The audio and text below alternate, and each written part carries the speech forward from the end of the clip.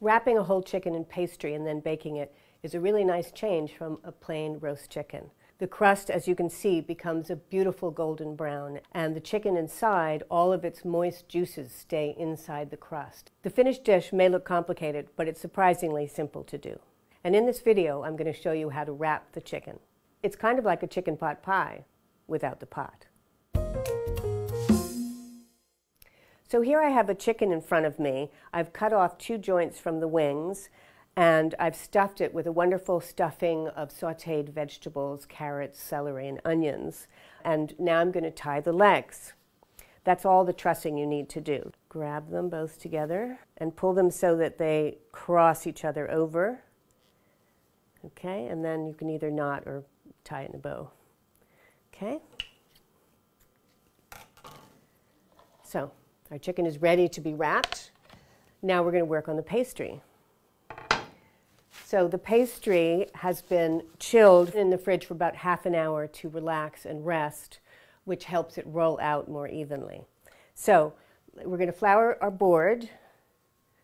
If you open your fingers slowly, it makes a really good way of getting flour all over your board. Okay, and I'm going to flour the pastry too. It's a nice little coating all over. So if we're going to roll this out into a rectangle instead of a round, so I'm going to sort of shape it now, more of a rectangular shape, and start rolling it out. So we can put a little flour on the pin, and here we go. It's quite a nice soft dough. It's easy to work with. As you roll, you don't need to go over the ends, because when I turn it around, they will be where the rolling pin is, and that way the edges don't get thinner than the inside of the dough. Okay, if you find you need more flour, just roll your pastry up. If you see the dough shrinking back as you roll, just let it rest at room temperature for a few minutes, and then you can continue. Okay. We want this to be about 13 by 18, so I think I've got the 13. Let's have a look. That's a little more than that. So we'll start rolling this way to get it longer. It'll end up being about 1/8 of an inch thin. Okay, that's a little bigger than we need. So if you do this, it'll sort of make it smaller again. Okay, so now we're ready to put the bird on it. What you want to do, I'm going to turn it around so the long sides are next to the bird, going in the middle, because that's the widest part to cover. And you want the chicken to be upside down with the breast at the bottom, so that that is what you see at the end on top. Okay, so there's our bird. So we'll lift the pastry over on one side. And so as I bring the edges together, now we only need about 1 inch or 1/2 inch to make a good seam, so I can trim off the rest of the pastry. If the pastry has got too many folds, it won't cook properly, so that's the idea. Firmly press this together. You want to make sure to keep all the juices inside.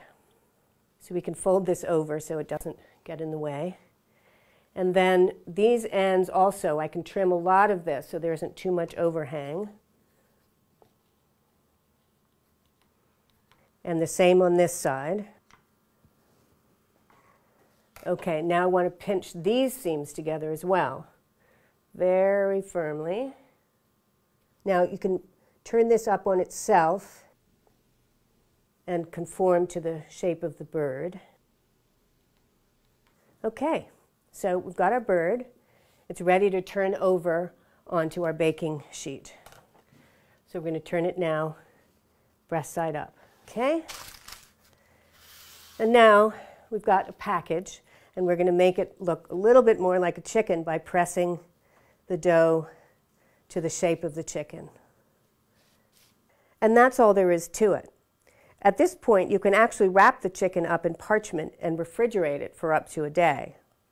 So that our crust is nice and golden, we're going to now brush it with some egg wash. over the top and sides.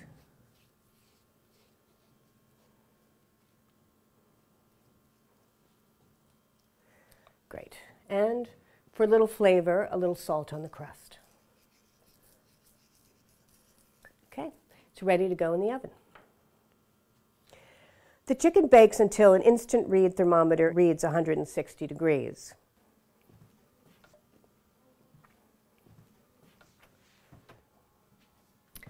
You'll need to let the chicken cool for about an hour before you serve it, an hour to an hour and a half. It'll still be quite warm at that point. So now I'm going to transfer the chicken to a serving plate because it'd be nice to serve it at the table and let everyone see how beautiful it is.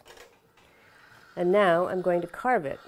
So I'm going to start with the breast.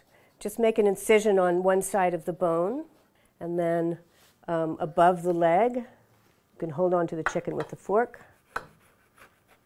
There we go. And here's our first piece. Make sure that you serve it with the crust. Let's get a few of our tasty vegetables in there as well. And the best part is the bottom crust, which you can serve to your guests, or you can keep it as a cook's treat. Delicious.